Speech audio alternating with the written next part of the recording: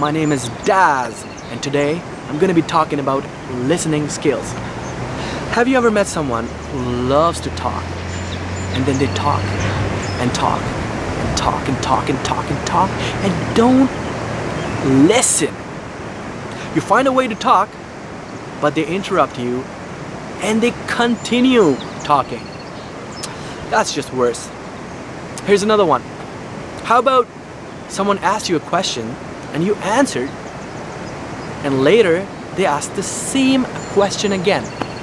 Even worse, after a few days later, you met this person again and they ask the same question again. Here's another one. Let's say your professional life.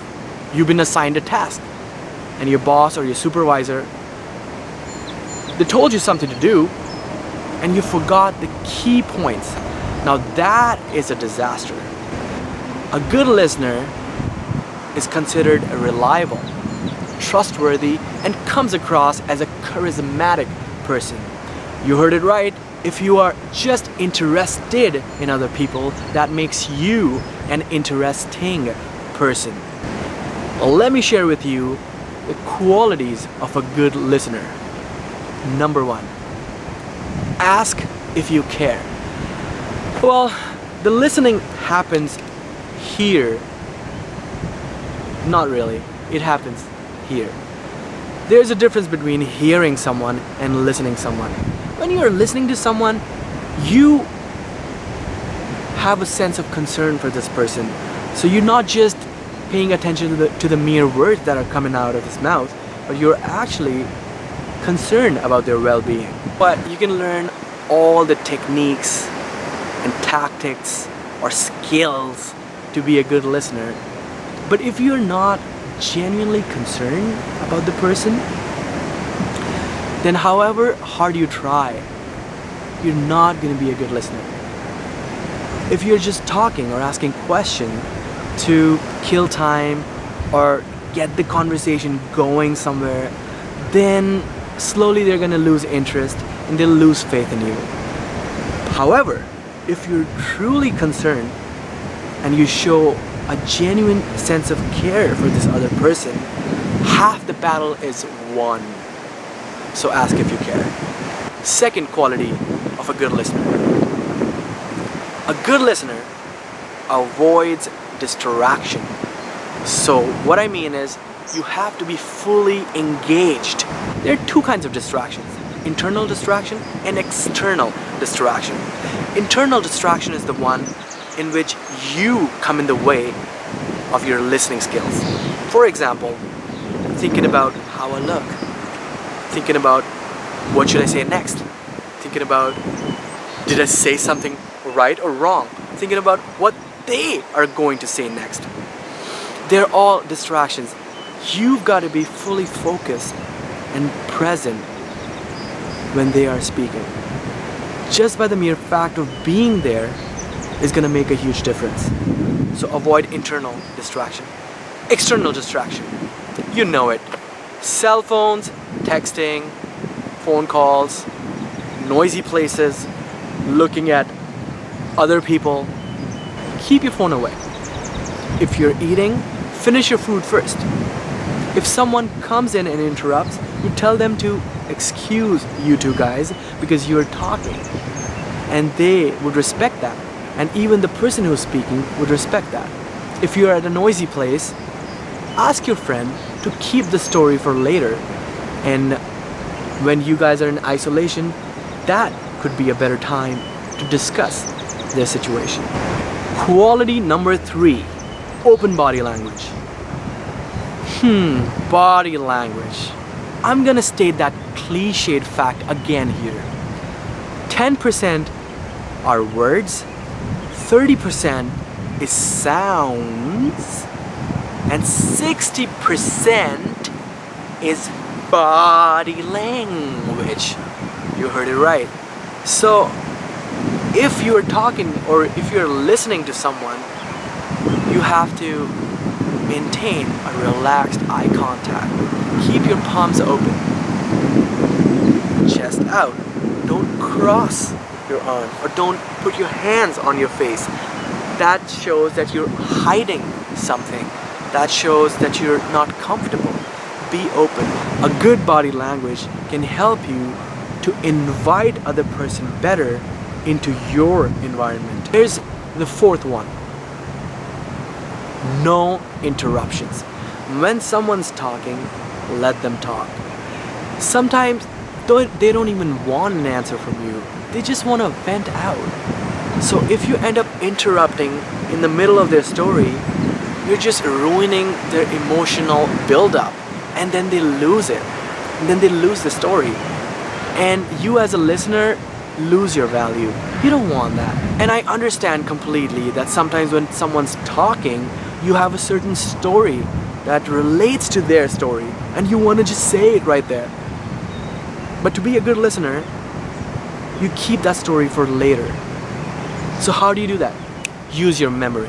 For example, someone's talking about fishing, and that just reminds you of your camping story from last year. So what you're gonna do is put that word camping up in your memory box, up in the brain, and just remember camping, camping, camping, camping.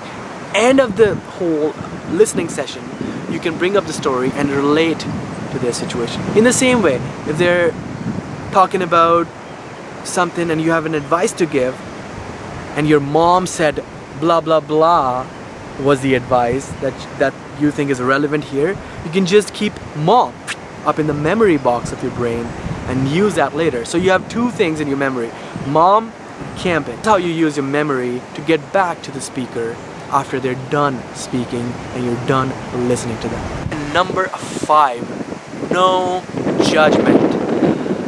It's a very common tendency of human being is to see other people's life situations through their belief systems.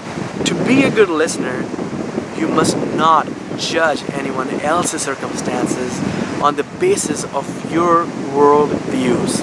Number 6, no gossips. If someone's sharing something with you, then it's implied that they confide in you. So it's your responsibility to keep their information with you and not share it with anyone. Alright, this one is really important. It's called empathy. Empathy means putting yourself in other person's shoes. Therefore, it's very important to get their shoe size and their shoe color. I'm just kidding. Seriously though, everyone is living a reality which is as vivid as your reality. They are the main character of their movie, just like you are. So what empathy means is, when someone's telling you something, don't just listen to their words. Look at their eye contact. Look at their body language. Look at how they're voicing their opinions. Look at how they react. What kind of words they use. What kind of vibes they're giving. All of those things matter when you're trying to be a good listener. Another important one is no rush. Let them take their time. Let them tell you exactly what they feel. You don't have to rush them. You don't have to push them to finish. You don't want to jump to the conclusions, right? They're just speaking. Let them speak. Let them have their time. It's their chance to finally open up. Number 9 is no immediate solutions.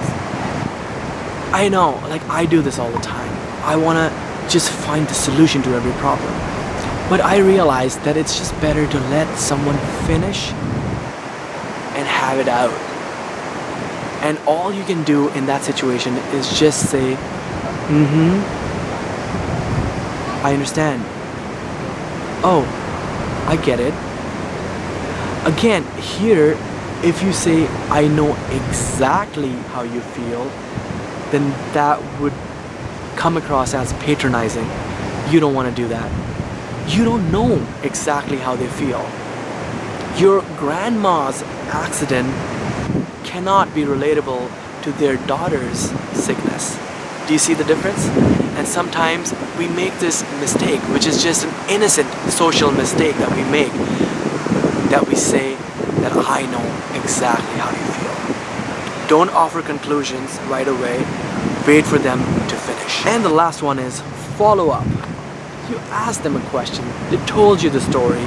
Now it's your job to leave them a text later in the day or next day, or give them a phone call, or if they meet you next time, ask them what happened so that they feel that they were heard.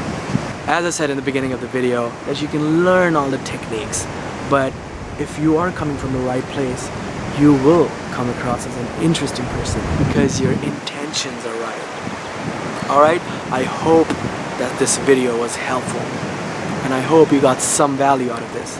If you did, you know what to do. Leave a comment or throw a like or something, and share what you feel like sharing. Thanks for your time.